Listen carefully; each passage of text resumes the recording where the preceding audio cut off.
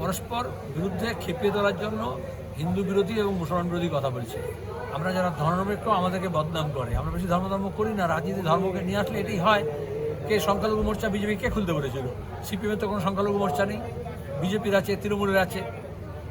তারাই আবার বলছে। আর ও এখনও বিজেপির সংখ্যালঘু মোর্চা আছে কি নেই, এখনও বিজেপির অল ইন্ডিয়া সংখ্যালঘু মোর্চা আছে। সেটা বলার পরে আবার পরের দিনই জিপ কেটে বলছে না আমি এটা বলতে চাইনি, 1 ঘন্টা পরে বলেছে।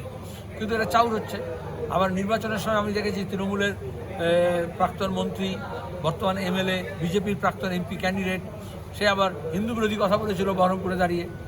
আবার ফিরাদ হাকিমকে দেখলাম যে কীভাবে একজন মন্ত্রী এবং মেয়র হয়ে ধর্মের নামে উস্কানিমূলক কথাবার্তা বলে।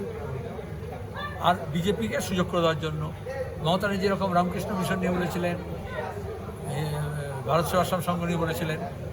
যখন আমরা বলছি রুটি রুজির কথা বলো, চাষবাসের কথা বলো, মূল্যবৃদ্ধির কথা বলো, রাস্তাঘাটের কথা বলো, তখন সরকার সেখানে ধর্মের কথা বলে। মানুষকে এটা বুঝতে হবে, সে বিজেপি হোক আর তৃণমূল হোক আর আমি হই, যে ধর্মের নামে কথা বলে তাহলে বুঝতে হবে যে ধর্মের চোলা পড়ে আসলে সে অপকর্ম করতে চাইছে। Thank you sir.